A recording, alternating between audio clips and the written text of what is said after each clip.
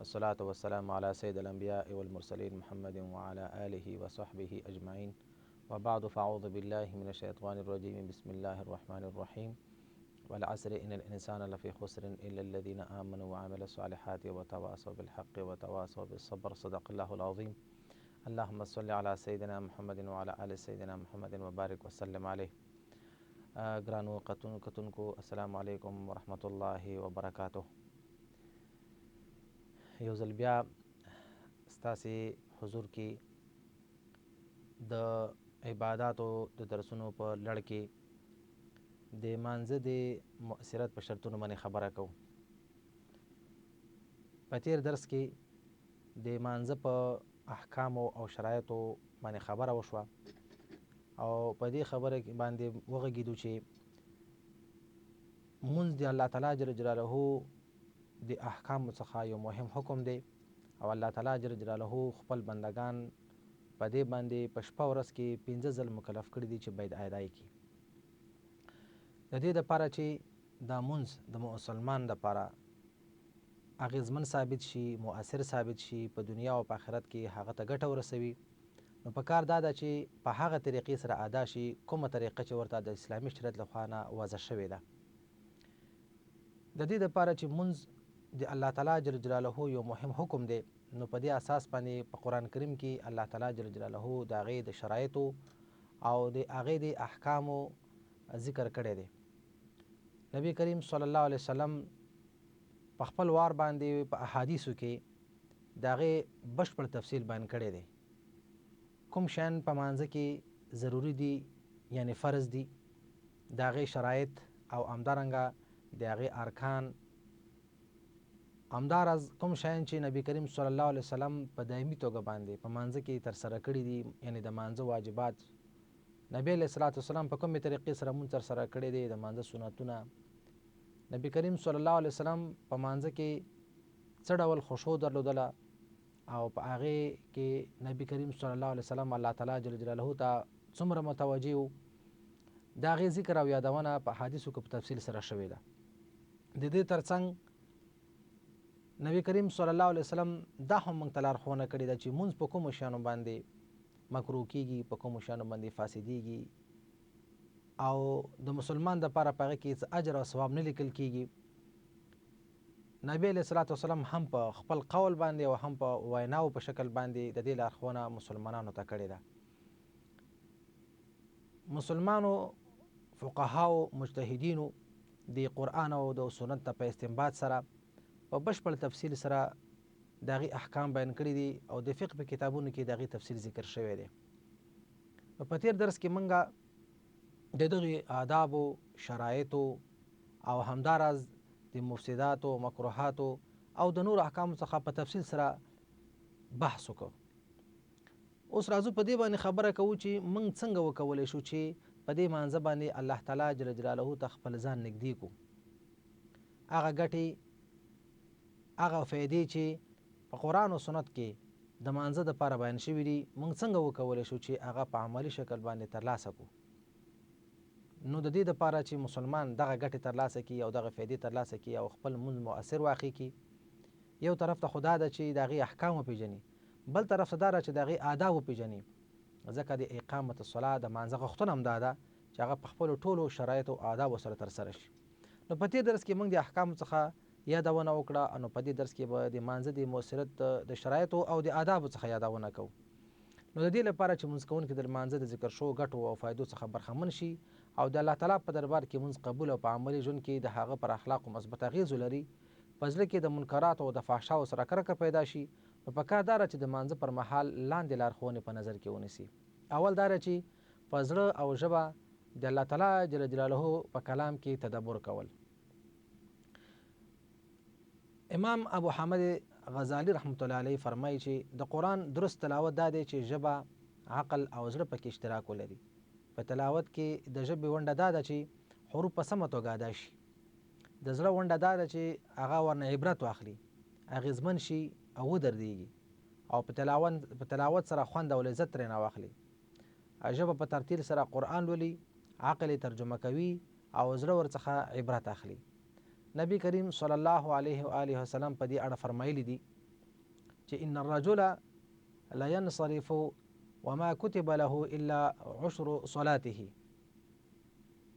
تسعها ثمنها سبعها سدسها خمسها ربعها ثلثها نصفها. یعنی من د لمونځ کوونکي په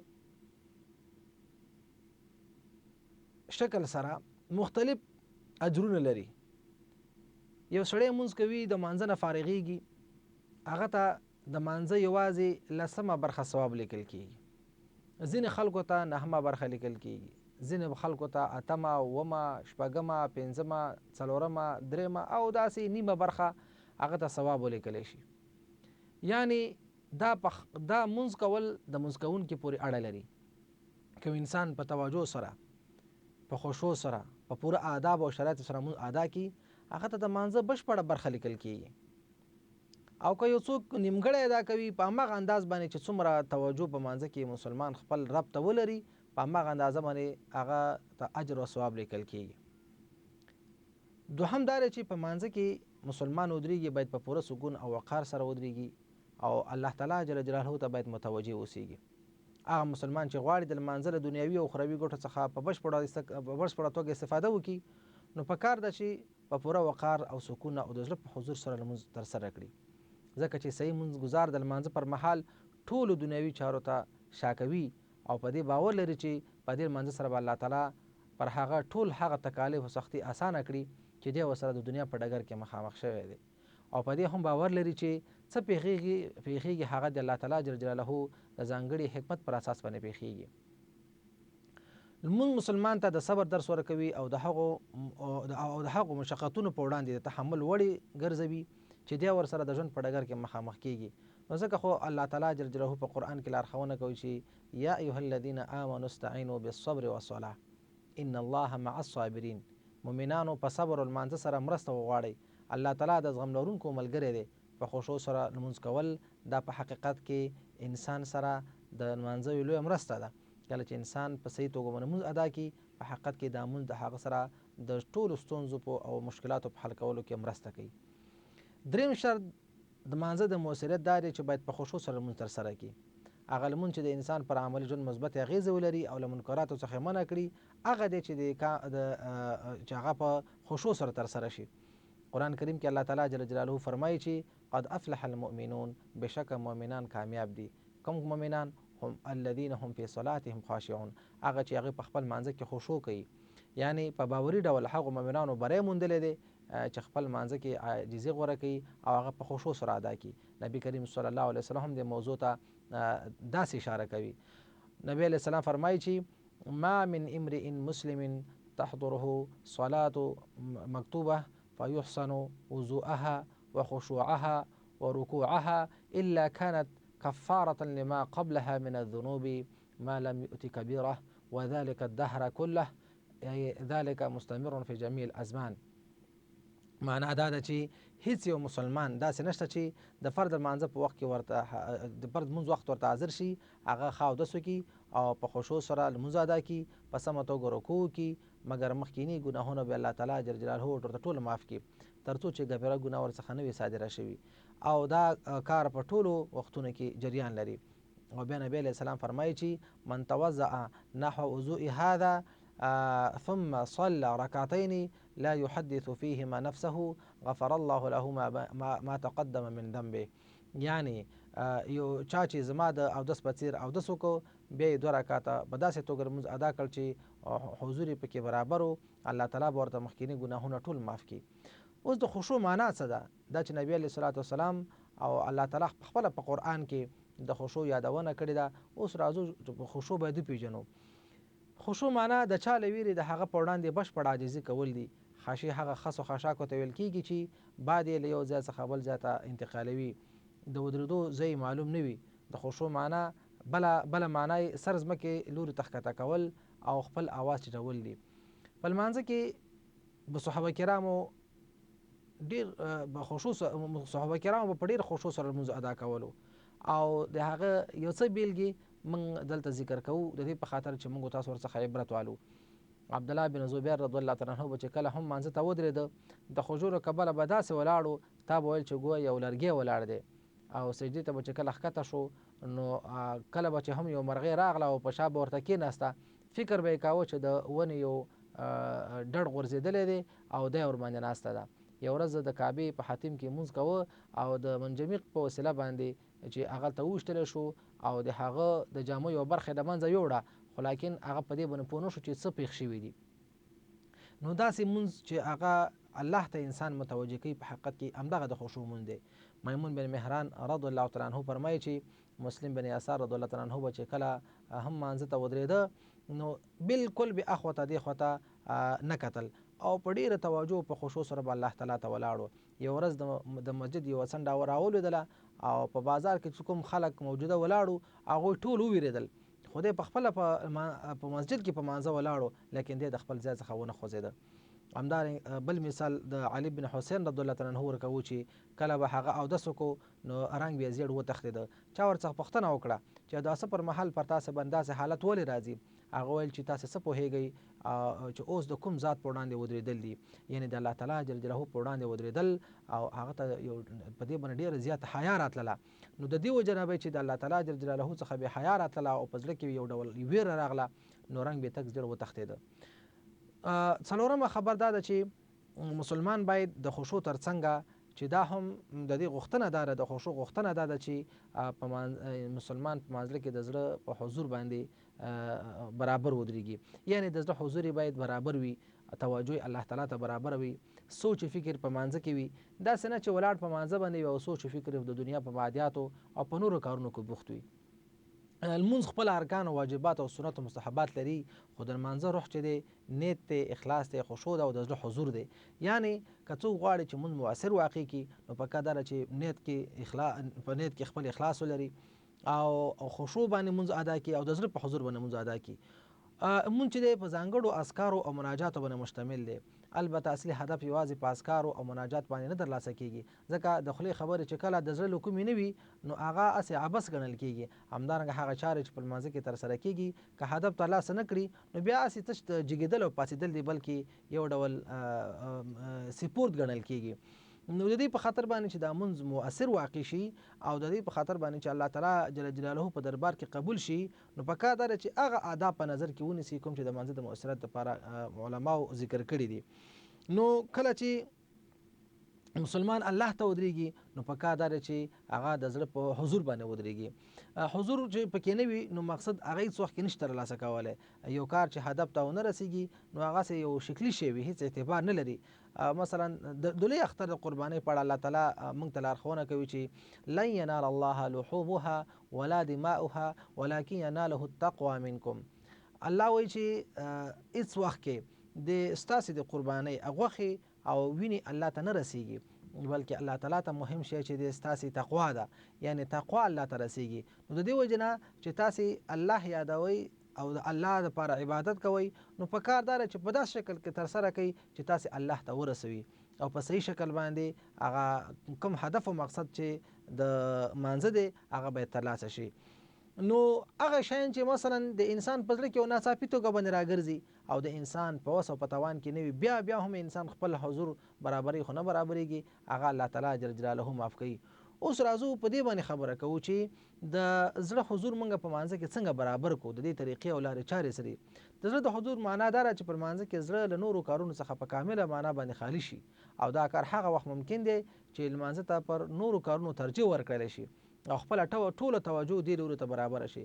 لمانځه لوري ته توجه برابرول په آخرت باندې د ایمان درلودلو د قوت او ذوق پورې اړیکه لري. کله چې توجه په مانځه کې نه برابرېږي نو دغه انسان دې په دې پوه شي چې ایمان یې ضعیفه دی، نو هڅه دې وکړي چې هغه وسایل په کار واچوي چې د ایمان د قوت سبب ګرځېږي. نو پر دې اساس هغه وسایل او اسباب باید وپېژندل شي چې د زړه حضور پرې برابرېږي، چې ځینې موږ په لاندې توګه باندې ذکر کوو. اول د لمانځه د الفاظو په معنا کې سوچ او فکر کول.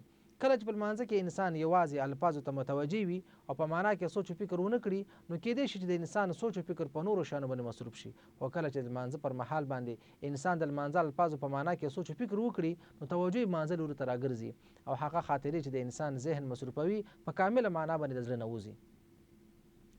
هغه چارې چې د انسان ذهن مصروفوي هغه دوه قسمه دي، یو ظاهري یا څرګند شیان دي چې غوږونه او سترګې مصروفوي، او بل هغه شیان دي چې د انسان سترګې مصروفوي، لکه رنګه نقشې، عکسونه، لیکلي شیان، د دیوالونو منقوشي پردې، زینتي بوټي، او هغه شیان چې غوږونه مصروفوي لکه اوازونه، شور ماشور، د پیر او پلور خبرې، د موبایل ټلۍ او داسې نور. له همدې کبله دغه چارې علماو په مسجد کې مکروه ګڼلې دي، باید له مخې لرې کړی شي او خپل ځان ته فارغ کړلی شي. معنا دا شو چې کوم شیان ستا ذهن مصروفوي، کوم شیان ستا سترګې مصروفوي، کوم شیان ستا غوږونه مصروفوي او ستا توجه د مانځه نه اړوي، نو په کار دا ده چې په دغه ځای کې مونځ ونه شي او انسان باید په دغه ځای کې د الله تعالی جل جلاله عبادت ادا نه کړي. ولې چې په حقیقت کې د ده توجه د هغه هدف نه چې دی ورته ولاړ دی ګرځي په نورو شیانو مصروفوي. رسول الله صلی الله علیه وسلم به هغه شیان چې په لمانځه کې به یې د هغه توجه خرابوله نه به یې په خپله کوټه کې پرېښودل او نه به یې اغوستل. په یو حدیث کې راغلی دی، انس بن مالک رضی الله تعالی عنه فرمایي چې کان قرام لعائشه سطرت به جانب بیتها فقال النبي صلی الله علیه وسلم أميطي عنا قرامك هذا فإنه لا تزال تصاوير تعرض في صلاتي. یعنی نبی کریم صلی الله علیه وسلم عائشه رضی الله عنها ته ویل کله چې هغې خپله کوټه په پردو باندې پوښلې وه، نبی علیه الصلاة والسلام ورته ویل چې ای عایشې دغه پردې دې د دې کوټې نه لرې کړه، ځکه چې د دې هغه عکسونه او تصویرونه او د دې دغه نقشې ما ته په مانځه کې مخکې کېږي او زما توجه خرابوي. دارنګه عایشه رضی الله عنها په خپله باندې فرمایي چې نبی کریم صلی الله علیه وسلم یوه ورځ په یو داسې چپن کې مونځ وکړو چې په هغې کې څه نقشې وي، نو نبی علیه صلات وسلام چې کله سلام وګرځاوه او نبی ویلي چې هغه زما خپل چپن راوړئ او دا هغه خپل سړي ته ولېږئ چا چې هغه ته تحفه کړې وه، چې ځکه چې په مانځه کې د دې نقشو زما توجه خرابه کړه. رسول الله صلی الله علیه وسلم د عایشې رضی الله عنها په کوټه کې هغه پردې پرې نه ښودلې چې صرف نقشې پکې وي، په خپله یې هغه کمیس له غاړې لرې کړ چې نښې یې درلودلې. رسول الله صلی الله علیه وسلم په مسجد کې اعلان کول د یو شي په لټنه پیر او پلور له همدې کبله منع کړي دي چې په مسجد کې د نورو لمونځ کوونکو مزاحمت کوي، تر دې چې حکم یې کړی دی چې څوک مثلا په مسجد کې اعلان کوي نو ورته ودې ویلی شي چې الله تعالی یې درته نه پیدا کوي. په حدیث کې دې موضوع ته داسې اشاره شوې ده. عصمه رضی الله تعالی عنه فرمایي چې یو سړي په جومات کې خپل ورک شوی شی لټاوه، نبی علیه السلام ورته وفرمایل چې قولوا لا رد الله عليك ضالتك، ورته ووایي چې الله تعالی دې درته دغه ورک شوی شی نه پیدا کوي. یعنی دا یو ډول نبی علیه الصلاة والسلام تهدید بیان کړی دی او یو ډول هغه چاته چې اعلان کوي هغه ته خیرا کړې ده. دا حدیث او دې ته ورته نور بشمیره حدیث مؤمن ته لارښوونه کوي چې په مسجد کې د الله تعالی عبادت پرته نور دنیوي چارې ترسره نه کړي، تر څو د لمونځګزارو مزاحمت ونه شي او د هغوی د زړه حضور پرې خراب نه شي. بله دا ده چې کله یو څوک غواړي لمانځه ته ودرېږي نو او په مانځه ولاړ وي نو په قصدي توګه د لمانځه ته خپله توجه راواړئ. یعنی کله د انسان په زړه کې خبره ګرځي او هغه ورته بیا حاضرېږي نو هغه به کار دا ده چې د خپل زړه حضور په خپله باندې برابر کړي او په قصدي توګه باندې د خپله توجه راوګرځوي او د لمانځه الفاظو معانیو ته د متوجه شي او د دې کار لپاره باید مخکې تر مخکې تیاری ولري. په دې معنی چې د مصرفتونو لپاره د داسې مهالویش جوړ کړي چې د لمانځه د راتلو څخه مخکې د دنیوي کار څخه ځان فارغه کړي او په مطمئن زړه باندې لمانځه ته ودرېږي. مثلا یو څوک دی کمپیوټر یې لګولی دی او په کمپیوټر کې د هغه سره ډیټا ده او یا پکې مثلا چارج کم دی او یا د دې نه ویریږي چې شاید ماشومان په هغه کې ګوتې وهي او هغه ډیټا خرابه شي، نو په کار دا ده چې هغه خپل کار خلاص کړي، کمپیوټر په صحیح معنا باندې بند کړي. یا مثلا یو څوک په بل کار کې مصروف دی او هغه کار داسې دی چې دغه نه ورته رغدنه نشته دی، په کار خو دا ده چې هغه د هغې نه اول ځان خپل فارغ کړي، د هغې نه وروسته په صحیح معنا باندې په پوره توجه سره لمانځه ته ودرېږي. ځکه خو نبی علیه الصلاة والسلام موږ ته دا لارښوونه کوي چې خوراک مو مخې ته ایښی وي او یا تاسو ته د خالي جوابیچي یا د ډکو بولو اړتیا ولرئ نو لمانځه ته په دې وخت کې مه درېږئ. په دې اړه عایشه رضی الله عنها فرمایي چې سمعت رسول الله صلی الله علیه و آله وسلم یقول لا صلاة بحضرة طعام ولا هو يدافعه الاخبثان. یعنی یو څوک دی په داسې حالت کې مانځه ته نه ودرېږي چې په خپله باندې دا ډوډۍ ته اشتیا ولري او ډوډۍ ورته مخکې پرته وي او په داسې حالت د مانځه ته نه ودرېږي چې ده ته د خالي جوابچي یا ډک جوابچي ضرورت وي او دی په مانځه باندې ودرېږي ځکه چې په حقیقت کې د هغې په لیدو سره یا د دغه حالت په حاضرېدو سره انسان توجه د مانځه څخه بل طرف ته ګرځېږي. او بل دا چې کله یو څوک غواړي چې خپله توجه په مانځه کې برابره کړي نو بیا باید د آخرت حالات خپل مخې ته ودري، د الله تعالی په حضور کې ودرېدل، د آخرت د ورځې شرمندګي، د جهنم او جنت ذکر، د آخرت د ورځې حساب او کتاب، پل صراط، د اعمالو تله او داسې نور اخروي حالات مخې ته ودرول د انسان توجه آخرت او نیکو اعمالو طرف ته ورګرځوي. که انسان په دې چارو سره هم خپل مانځه لوري ته متوجه نشو نو معلومیږي چې په یو ډیر مهم کار کې ډوب دی چې د ټول سوچ او فکر یې له ځان سره ځان طرف ته متوجه کړی دی او جلب کړی دی. نو په کار دا ده چې دغه کار سره په ټوله معنا باندې برکون اعلان کړي او لاس ورڅخه واخلي، ځکه کله چې یو رنځ ډیر سخت او میکروب ډیر پیاوړی وي نو په هماغه اندازه پیاوړي تداوی ته اړتیا لري. نو کله چې په لمانځه کې یو څوک له پیاوړي فکري رنځ سره لاس او ګریوان شي چې دی ورڅخه د خلاصون هڅه کوي او هغه بل لوري ته راکاږي نو په دې او ګیر کې لمونځ ختم شي او پای ته ورسیږي. نو کوم هغې چې د لمانځه وي هغه له منځه ولاړ شي نو یوازې یو څو ورزشي بې اثر حرکات پاتې شي. د دې څرګند مثال داسې دی لکه یو سړی چې د یوې ونې لاندې لمونځ ادا کوي خو په ونه کې ناستې مرغۍ هغه ته موقع نه ورکوي چې په فارغ زړه لمونځ ترسره کړي. د مرغیو اوازونه هغه په تشویش کې غورځوي. د اراده لري چې په یو وسیله له هغې غم څخه ځان خلاص کړي او خو یو لاس کې لرګي اخلي او په هغې باندې مرغۍ شړي. د لږ ساعت په تېرېدو سره وروسته بیا دغه مرغۍ راځي او په دې ونه کې کیني. د دغه عمل د بیا تکرار سره بیا هم مرغۍ نه ورکېږي. نو د لپاره په کار داره چې که غواړي چې له دې مرض څخه ځان بېغمه کړي نو ونه دې له منځه یوسي. نو که چېرته د ونه د منځه لاړه شي نو په حقیقت کې دا مرغۍ په خپله باندې د دې ځای څخه ورکې شوې او تر څو پورې چې دا ونه شته نو تر هغې پورې به دا مرغۍ راځي د ده په سر به کیني او بیا به اوازونه کوي او د توجه د ګرځولو سبب به ګرځېږي. د دې مثال د ذکر کولو د هدف دا دی چې د دې مثال داسې بیانوو مثلا چې که یو مسلمان یو دنیوي کار تر حده پورې په تشویش کې غورځولی وي چې په لمانځه کې آرام ته نه پرېږدي او په تشویش کې غورځوي نو دته په کار ده چې دغه کار څخه په کامله معنا باندې لاس واخلي. همدې ته ورته مثال د شهواتو د ونې دی. کله چې د شهواتو او نفسي غوښتنو څانګې زیاتې او وغوړېږي نو وسوسې او تشویشونه ورته هم دغسې رازغلي لکه مرغۍ چې د ونې څانګو ته راځي او یا مچان چې ګندګۍ ته بېله بلنه رازغلي نو ټول عمر د داسې شي په دفاع کې تیر شي چې نه دفع کېږي. مثلا په یو ځای کې ګندګي پرته ده او هغې ګندګۍ ته مچان راځي نو تر څو چې هغه ګندګي لرې نه کړي د منځه او هغه ځای ورنه خالي نه کړي تر هغې پورې به د ګندګۍ ته مچان راځي. یوازې په شړلو سره هغه نه صبرېږي. او دې رنځ اصلي علت د دنیا محبت دی. تر څو چې د زړه د دنیا له محبت څخه ډک وي سوچ او فکر د دنیا په میدان کې ډوب وي هېڅکله به په مانځه کې توجه انسان برابره نه کړي. نو په کار دا چې د دنیا سره خپل محبت راکم کړي او یو څه ناڅه وخت د الله جل جلاله دین او عبادت ته فارغ کړي. البته په بشپړه توګه باندې زړه څخه د دنیا محبت ویستل یو ستونزمن او سخت کار دی خو څومره چې ممکنه وي د زړه څخه باید د دنیا محبت ویستلی شي. کله الله تعالی څخه یې وغواړو هغه به را سره په دې کې ضرور مرسته کوي. بله دا ده چې که څوک غواړي چې د خپل زړه حضور په مانځه کې برابر کړي الله تعالی ته توجه برابر شي نو د الله تعالی عظمت او هیبت په زړه کې پیدا کړي د الله تعالی لوی ویره دی په زړه کې پیدا کړي او دا په دوه شانو پیدا کېږي. اول دا چې د دا سوچ او فکر وکړي چې الله تعالی جل جلاله تر هر چا لوی دی او دویم دا چې په خپله باندې د ډیر حقیر او سپک او یو ذلیل بنده دی.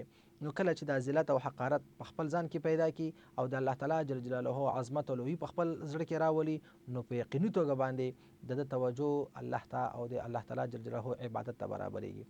دغه دواړو علتونو په پیژندنې سره د انسان په نفس کې شکستګي او عاجزي پیدا کیږي او دا په حقیقت کې الله ته متوجه کیږي.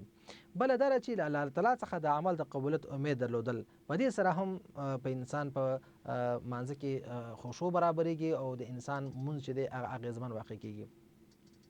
لمونځ کوونکی دې تر څنګ چې په کوتاهي کولو کې الله تعالی څخه د عذاب ویره لري، د لمانځه په ادا کولو سره د هغه د رحمت او ثواب امید باید هم وساتي.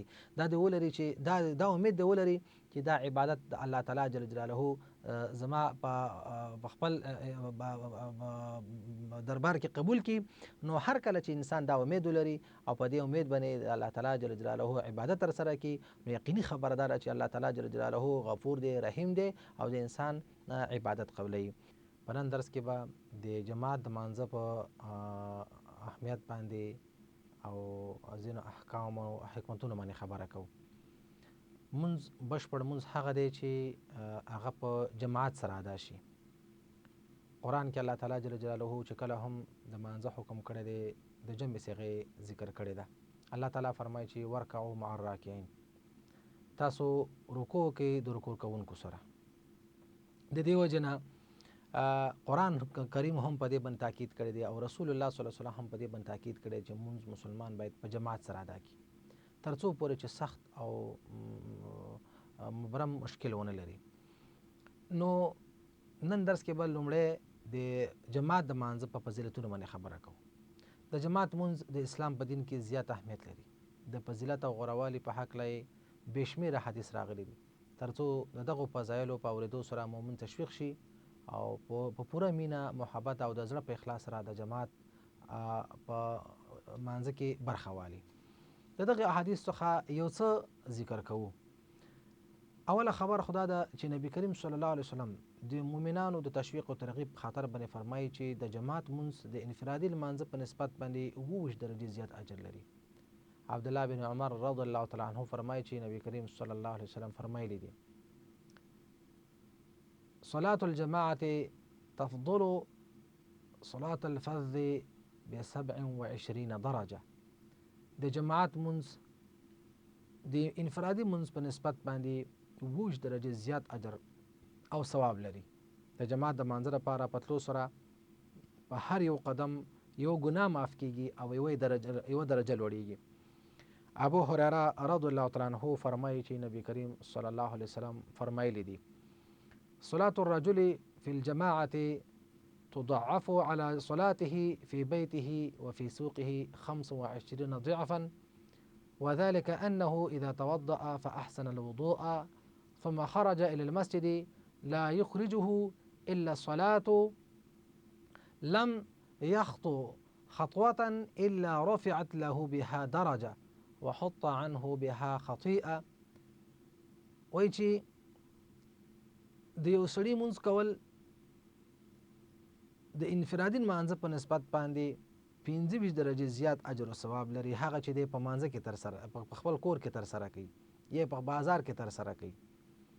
او دا ځکه چې کله چې یو مسلمان اودس وکړي او په صحیح توګه اودس وکړي او بیا مسجد ته روان شي،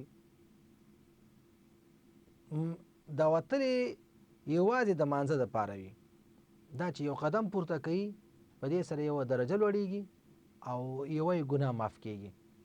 کله چې د منځ وکړي نو ملایکې تر هغې پورې په ده باندې د الله جل جلاله رحمتونه رالیږي تر څو چې دی په خپله په مسجد کې موجود دی، په مصلا کې موجود دی او وایي چې ای ربه ته په ده باندې خپل رحمتونه را نازل کړي، ای ربه ته په ده باندې ورحمېږي. او یو انسان تر هغې پورې د ده ملایکو په دعا کې وي تر څو پورې چې دی د مانځه انتظار کوي. یعنی که دی مسجد ته لاړ شي او د مانځه په انتظار باندې کینی نو بیا هم د لپاره د الله جل جلاله ملایکې د رحمت او د مغفرت دعاګانې کوي. داسې په یو بل حدیث کې د جماعت د مانځه فضیلت ذکر شوی دی. ابی بن کعب رضی الله تعالی عنہ فرمایي چې صلی بنا رسول الله صلی الله علیه وسلم یوما الصبح، یو ورځ موږ ته نبی علیه الصلاة والسلام د سهار مونځ ادا کو. فقال نو وی فرمایل چې اشاهد فلان، آیا پلان کې راغلی دی؟ قالوا لا، ویل چې نه دی راغلی. بیا پوښتنه وکړه چې اشاهد فلان پلان کې راغلی دی؟ قالوا لا، دویل چې نه دی راغلی. نبی علیه السلام فرمایل چې قال ان هاتین الصلاتین اثقل الصلوات علی المنافقین، دغه دو منځونه یعنی د ماخوستن منځ او د سحر منځ په په منافقینو باندې ډېر درانه وي. ولو تعلمون ما فیهما، که تاسو په دې باندې پوه شئ چې څومره په دې کې اجر او ثواب دی، لاتیتموهما ولو حبوا علی الرکب، وایي چې که تاسې په دې په اجر او ثواب باندې پوه شئ نو ضرور به تاسو راځئ دې ته، ولو که هغه تاسو په خاپوړو باندې هم وي او په ټیټه باندې په ټیټه ملا هم وي، نو تاسو به ضرور د جماعت مانځه کې برخه والی. وان صف الاول، لومړنی صف چې دی علی مثل صف الملائکة، داسې دی لکه د سپېڅلو ملایکو صف. ولو علمتم ما فضیلته، که چېرته تاسو په دې باندې پوه شئ چې دې فضیلت او اجر او ثواب څومره چې په لومړي صف کې ته ودرېږي، وایي چې لابتدرتموه، نو تاسو به ضرور دې کې برخه اخیستلی وی او تاسو به دې ته جلتي کولی. ان صلاة الرجل مع الرجل، یو سړی د بل سړي سره مونځ کوي په جمع سره، اسکا من صلاته وحده، دا ډېر زیات پاکیزه تر دی او ډېر زیات د اجر او ثواب په نسبت باندې زیات دی هغه چې یوازې مونځ کوي. وصلاته مع الرجلین اسکا من صلاته مع الرجل، او چې کله دوه کسان ولاړ یو درپسې او یو سړی مونځ مخکې کوي، دا غوره دی له دې نه چې یو دوه کسان مونځ کوي سره. وما کثر فهو احب الى الله تعالی، څومره چې جماعت کې خلک ډېرېږي هغومره الله تعالی جل جلاله ته هغه مونځ ډېر غوره وي او ډېر بهتره وي او الله تعالی جل جلاله په هغې باندې ډېر زیات خوشحالیږي او دغه عبادت او دا مونځ الله تعالی جل جلاله ته ډېر خوښ وي. د جماعت در مانځه ډېرې زیاتې ګټې دي. یعنی کله چې مونږ دې ته وګورو چې مسلمان په جماعت سره مونځ ادا کوي، دا په خپله باندې مسلمانانو ته په ټولنیز ژوند کې ډېرې زیاتې ګټې لري. په جماعت سره لمونځ ادا کول د اسلام په دین کې زیات ارزښت لري. رسول الله صلی الله علیه وسلم خپلو امتیان تشویق کړي دي او په مختلفو الفاظ د هغې ارزښت بیان کړی دی. اوسنی علم دې نتیجې ته رسېدلی دی چې دغه ډله ییز عبادت په حقیقت کې د انسانانو د رواني تکلیفونو دپاره بهترین علاج ښودل شوی دی. یعنی په دغه وخت کې چې کله مسلمان د جماعت مانځه ته حاضریږي، معنی دا ده چې په حقیقت کې یو بل سره ملاقات کوي او یو بل سره اړیکه نیسي، یو بل سره ګوري، هغه تکلیفونه، هغه رواني تکلیف چې دی ورسره د مخامخ شوی دی او هغه ذهني مشقتونه، هغه ذهني او رواني تکلیف چې دته پیدا شوی دی، په حقیقت کې د یو بل په لیدو سره هغه رواني تکلیف د منځه لاړ شي، یو د بل په ملاقات سره هغه رواني تکلیف د منځه لاړ شي. هغه تکلیف چې د یوازیوالي په صورت کې دی ورسره مخامخ شوی دی او دا د انسان فطري غوښتنه هم ده چې له نورو انسانانو سره په دغسې فضا کې وګوري چې هغه یوازې د ورورګلوۍ پر اساس بناوي، بلکې د شرعي نصوص څخه چې څرګندېږي لمونځ انسان ته د معاصیو څخه نجات ورکوي. نو هر کله چې انسان د ګناه نه ککړ په داسې حالت کې مسجد ته راغلی دی، جماعت ته راغلی چې هغه په ګناه باندې ککړ شوی دی او په مختلفو د دنیا د مختلفو مصیبتونو، کړاوونو، مشقتونو سره څخه ستړی شوی دی او دا مخامخ شوی ورسره ستړی شوی دی او دا مسجد ته راځي، په حقیقت کې هغه ټول غمونه، ټول مصیبتونه او ټول کړاوونه او هغه ټول ستونزې چې دی ورسره مخامخ شوی دی هغه په دې ځای کې رفع کېږي. نو په دې اساس د جماعت په مانځه سره ټولنه له ناوړه چارو، ازرارو او خطرونو څخه بچ پاتې کېږي. کله ګور پسې وړاندې ولاړ شو او جامع لمونځونو ته ځیر شو، لکه د وړوکي او لوی اختر لمونځونه، د جمعې لمونځ، د استسقا لمونځونه، همدارنګه جنازې لمونځ او داسې نور، په حقیقت کې اسلامي ټولنه د یووالي او ټولنیز کفالت سرچینه ګڼل کېږي. په حقیقت کې دلته مسلمانان یو بل سره ګوري او هغه ستونزې او مشکلات چې دوی سره په عملي ژوند کې مخامخ شوي دي یو بل سره د کومک او د مرستې په توګه باندې هغه پورته کوي او یو د بل سره د بوج او د بار په پورته کولو کې مرسته کوي. د جماعت په منځونو کې ټول مسلمانان په صفونو کې په منظم ډول د الله تعالی په وړاندې ودرېږي او له هغه څخه د خپل ځان او نورو لپاره د خیر دعاګانې غواړي. شپه ورځ 15 وخته په درسته توګه لمونځ ادا کول د مؤمن په نفس کې د امن او اطمینان راتلو تضمین کوي، د نفسي ټکانونو د شر څخه یې ژغوري، روحي او آرامښت په برخه کوي. که زړه ته تشویشونو لاره پیدا کړې وي نو هغه د زړه څخه وباسي او هغه ته یو ډول ډاډ او اطمینان ورکوي. لمونځ انسان ته د ژوند په اقتصادي، فکري، عقلي او عملي ډګر کې روحي ډاډ ورکوي او نشاط ور په برخه کوي او له ناامیدۍ څخه یې ژغوري. الله تعالی جل جلاله په خپله په قرآن کریم کې فرمایي چې وامر اهلک بالصلاة واصطبر علیها لا نسألک رزقا نحن نرزقک والعاقبة للتقوى. خپل اهل او ټبر ته په لمانځه امر کوه او په خپله باندې هم په دې دوام کوه. موږ ستانه د روزۍ غوښتنه نه کوو، په حقیقت کې موږ روزي تا ته درکوو او انجام او پایله د تقوا دپاره ده. یعنی په حقیقت کې مونځ په انسان کې تقوا پیدا کوي، او چې کله په انسان کې تقوا پیدا شوه نو په حقیقت کې د دنیا او د آخرت ښېګڼې ترلاسه کړي. په دنیا کې به مشقتونو، تکلیفونو، مصیبتونو نه الله جل جلاله خلاص کړي، او په آخرت کې به الله تعالی جل جلاله د جهنم څخه د تلو د نجات وسیله وګرځوي. نو په دې اساس باندې مسلمان ته پکار ده چې لمونځ په جماعت سره ادا کړي. اوس راځو په دې باندې خبره کوو چې دا مونځ په حقیقت کې په ټولنیز ژوند کې په مسلمانانو باندې کوم اغیز لري، کوم حکمتونه پکې دي.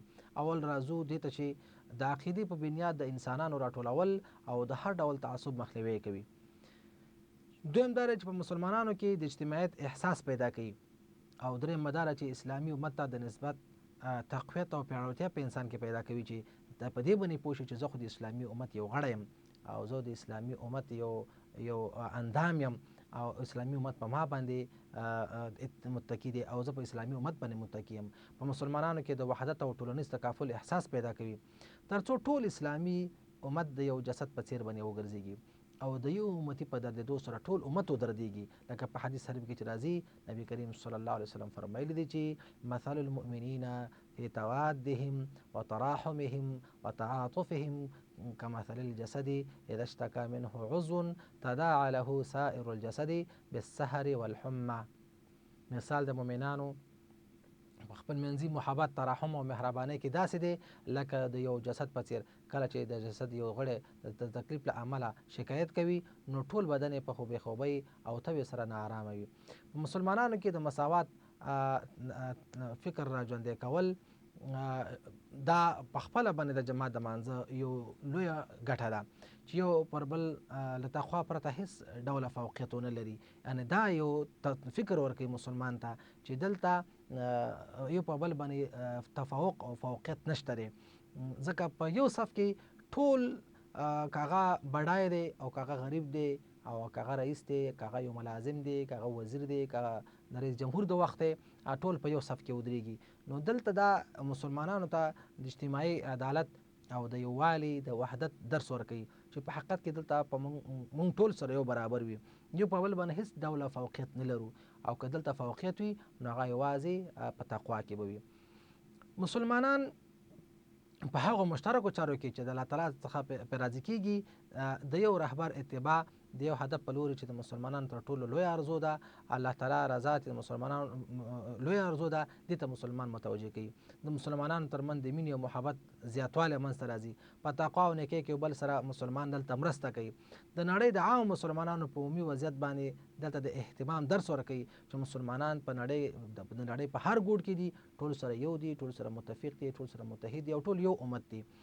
د عملی ژوند لپاره د قیادت وړاندې کول دا یو بل درس ورکوي مسلمان ته چې باید هغه په عملی ژوند کې ځان دپاره یو قائد ولري، یو رهبر ولري، او مسلمان باید بې قیادته او بې رهبره ژوند ونه کړي.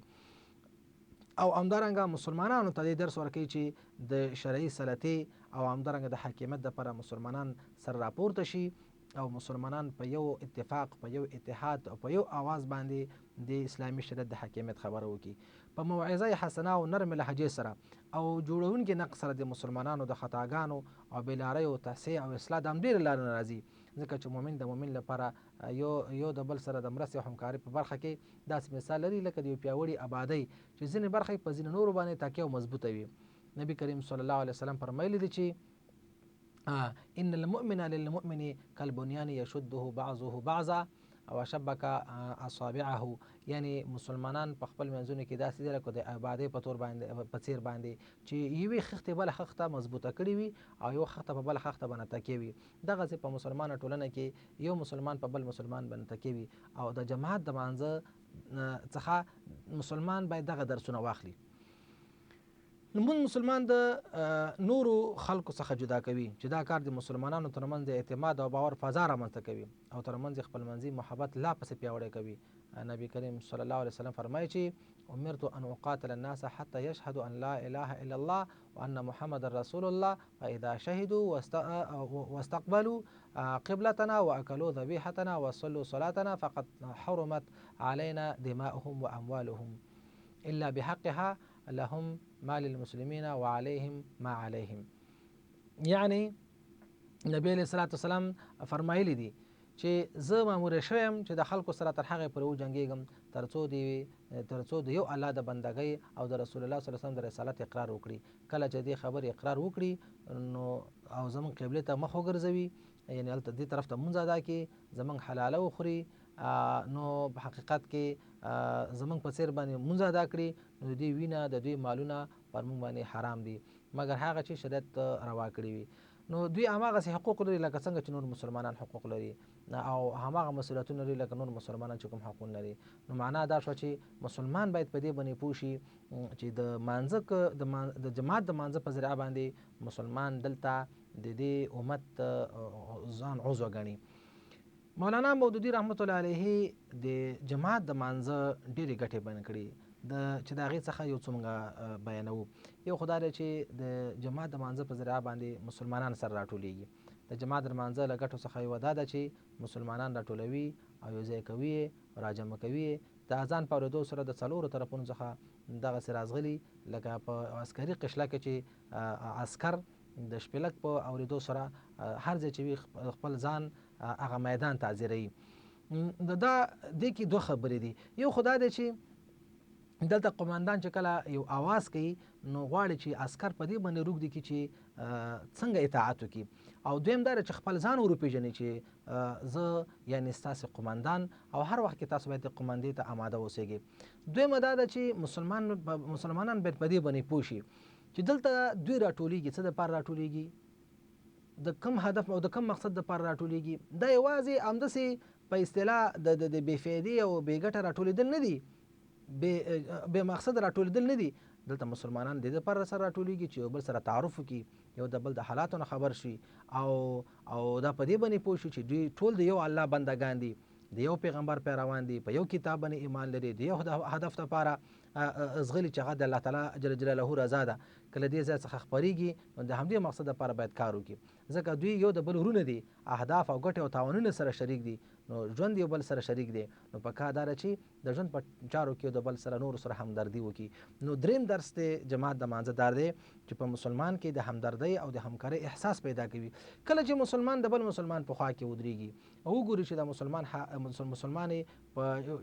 په یو ډېر بد حالت سره مخ دی، د مشکلات سره مخ دی، جامې زړې دي، یا مثلا سرګردانه دی او پریشانه دی، نو ګوري چې وږی دی یا ګوري چې معلول دی یا ګوري چې مثلا دا د بل کوم مشکل سره مخامخ دی، نو سمدستي په زړه کې د همکارۍ او د همدردۍ احساس پیدا کیږي او دا کوشش کوي چې د مسلمان سره د دغه تشویشونو، د دغه غمونو، د دغه فقر په لرې کولو کې باید د هغه سره مرسته وکړي، هغه ته لاس ورکړي، هغه باید راپورته کړي. همدارنګه وګوري چې په دغه جماعت کې هغه څوک چې تل د جماعت کې حاضرېدو اوس نشته دی، ولې نشته دی؟ ولې چې مریض دی او یا دا چې هغه وفات شوی دی، نو بیا یې پوښتنې ته ورځي، د هغه په جنازه کې اشتراک کوي، د هغه په خپل غم کې خپل ځان شریک بولي.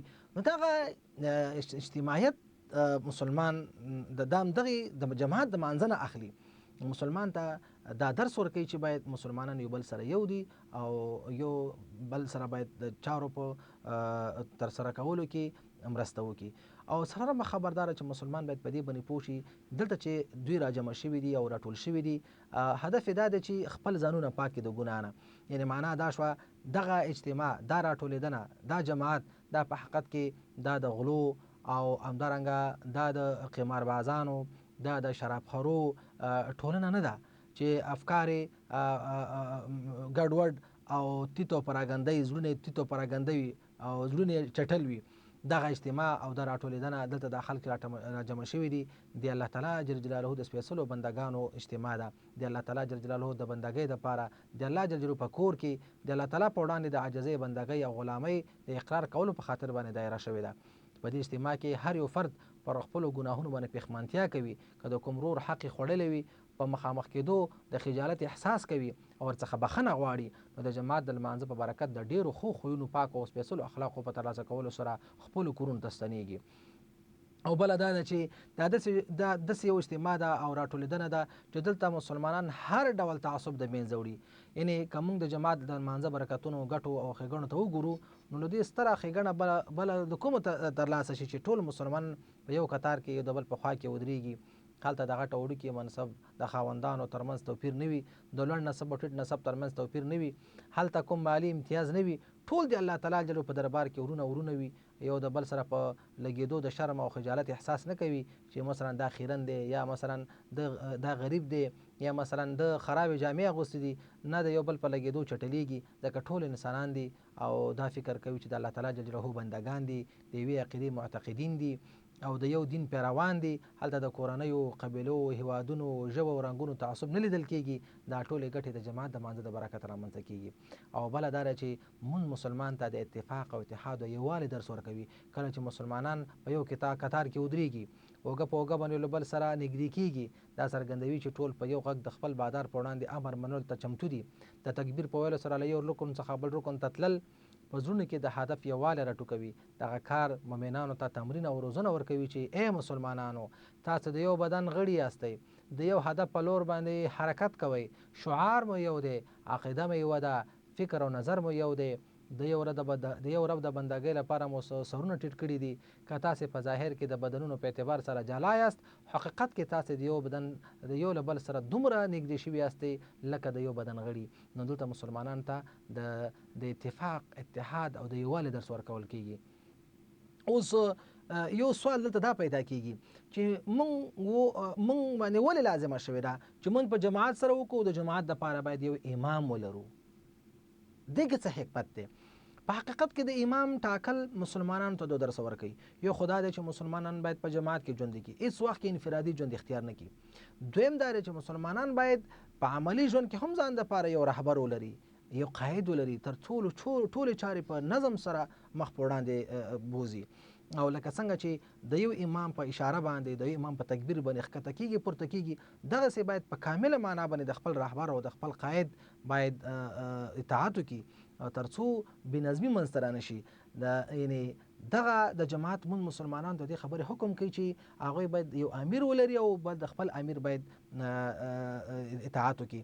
نبی علیه الصلاة والسلام په عملي ژوند کې مونږ ته د دې خبرې لارښوونه کړې ده چې تاسې باید په هیڅ وخت کې تیت او پراګنده ژوند ونه لرئ.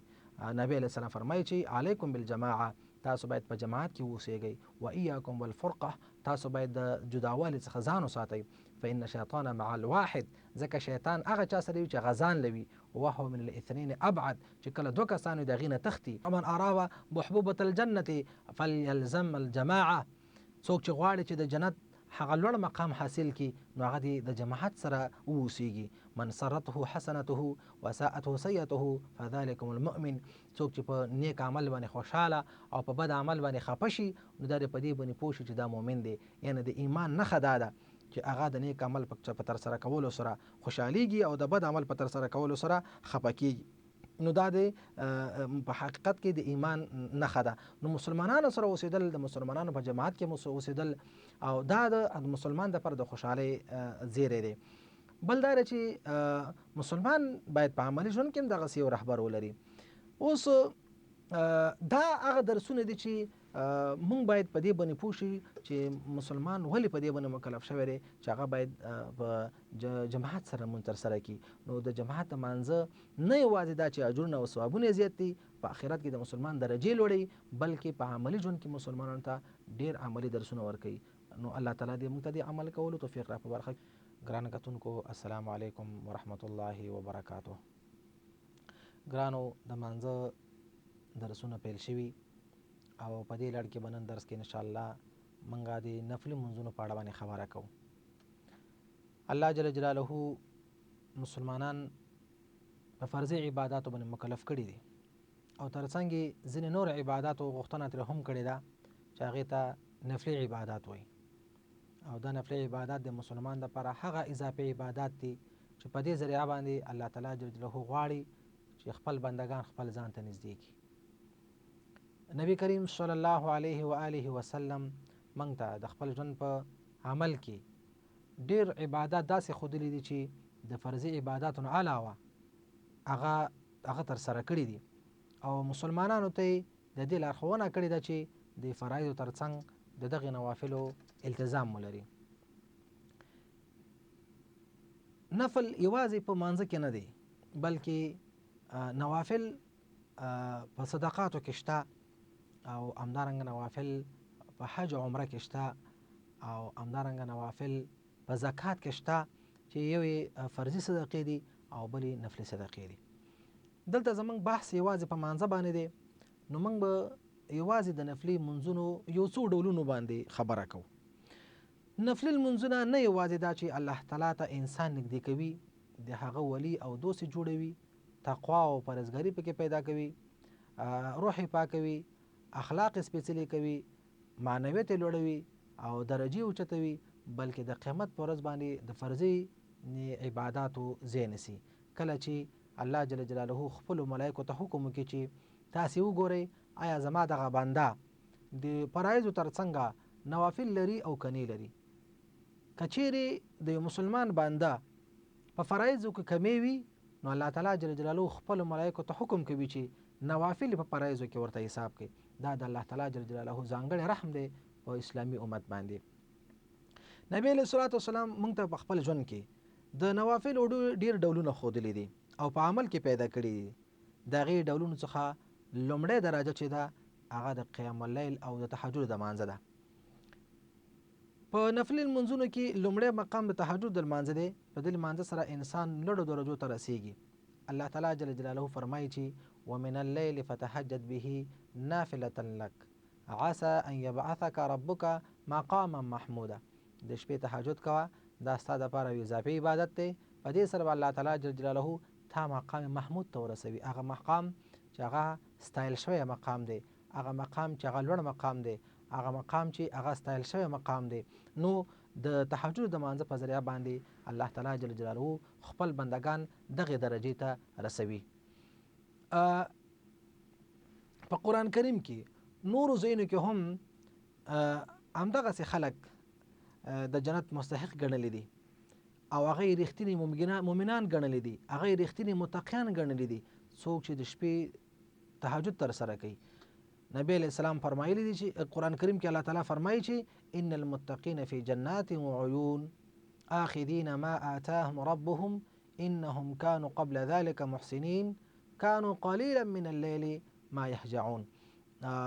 مؤمنان متقیان به په جنتونو او باغونو کې وي او ښکلو ښکلو چینو څخه به وبس کی او الله تعالی جل جلاله به هغوی ته ډېر لوړ مقام ورکوي، ځکه چې هغوی په دنیا کې نیکوکار او بله دا و چې هغوی د شپې لږه برخه ډډې لګولې او لږه برخه چې دی هغوی ویده کېدل او ډېره شپه به الله تعالی ته ولاړو او هغوی به لمونځونه ترسره کول. نبی کریم صلی الله علیه وسلم د یوې وینا په ترڅ کې خپل امتیان د تهجد و مانځه ګټو ته داسې متوجه کوي. نبی علیه السلام فرمایي چې علیکم بقیام اللیل، تاسې د شپې قیام اللیل کوئ، یعنی د شپې تهجد کوئ. فانه دأب الصالحین قبلکم، ځکه دا د مخکینیو صالحانو نیکانو خوی او عادت دی. او بله دا چې وقربة الی الله، په دې سره تاسې الله ته یې نږدې کیږئ. وتکفیر السیئات، او د ګناهونو د بخښنې وسیله ده. ومنهات عن الاثم، د ګناهونو څخه د بچ کېدو وسیله ده. ومطرده للداء عن الجسد، او بله دا چې مرضونه د جسد څخه لرې کوي. یعنی ډیر ځل چې یو څوک رواني تکلیف لري او همدارنګه د بل هم او غم سره مخامخ شوی وي، نو الله تعالی جل جلاله د تهجد د مانځه په ذریعه باندې دغه غمونه د منځه وړي، دغه مصیبتونه له منځه وړي او دغه وهمونه او د رواني تکلیف له منځه وړي. یعنی دا عبادت داسې عبادت دی چې نه یوازې دا چې یعنی دینی د آخرت کې ګټې لري، بلکې په دنیا کې د انسان سره د ژوند په چارو کې ډیره زیاته مرسته کوي. نو د دې لپاره چې نبی علیه الصلاۃ والسلام خپل امتیان تشویق کړي، نو فرمایي چې الله جل جلاله بلا کیف د ځمکې اسمان ته راښکته کیږي او هغه وخت راښکته کیږي چې دا ټول خلک ویده وي.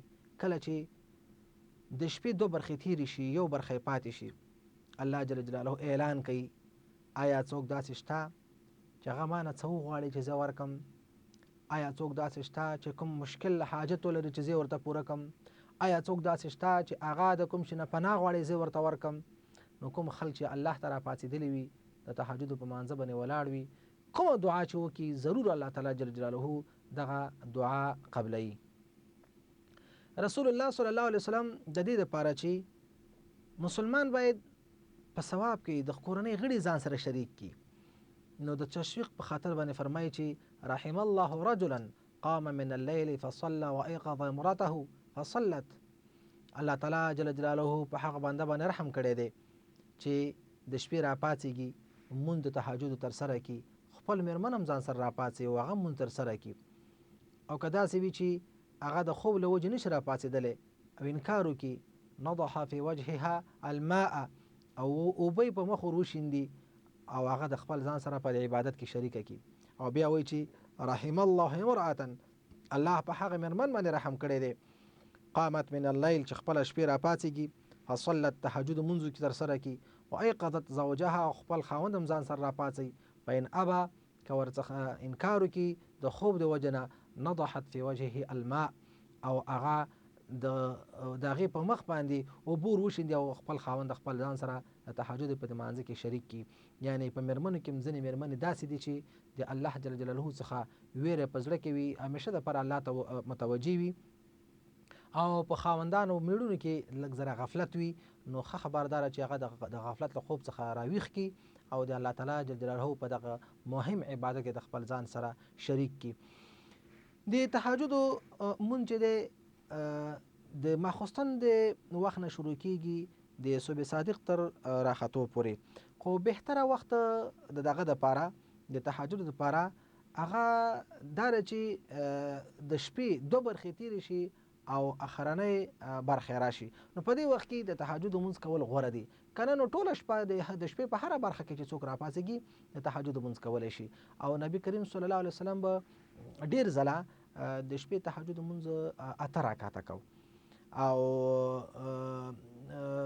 3 رکعاته ویتر کم به چې د شپې د ماخوستن د منځه څخه وروسته پرېښي وو، هغه به هم د دې سره ترسره کول چې ټوټل به 11 رکعاته کېدل. دا د نبي علیه الصلاة والسلام معمول و. خو یو څوک کولی شي چې څومره د ده وس ورسېږي که مونځو کې 2 رکعاته کولی شي، 4 رکعاته هم کولی شي، 6 هم کولی شي، 8 هم کولی، 10 هم کولی شي، زیات هم کولی شي، په دې کې کوم مشکل نشته. دا نفلي مونځونه دي څومره چې سجدې پکې ډېرې وي او څومره په سجده کې انسان ډېر مکس وکړي او په ښه شکل یې ترسره کړي، که لږ عبادت هم وي خو چې باید په دوامداره شکل یې ترسره کړي. نبی علیه الصلاة والسلام امر کړی دی چې تاسو د شپې د تهجد مونځ مه پرېږدئ، ولو که 1 رکعت هم وي. یعنې دا د یو تشویق په خاطر دا خبره کړې ده چې تاسو د تهجد مونځ خپل عادت وګرځوئ، یعنې اگر چې هغه 1 رکعت هم وي یعنې هغه مه پرېږدئ.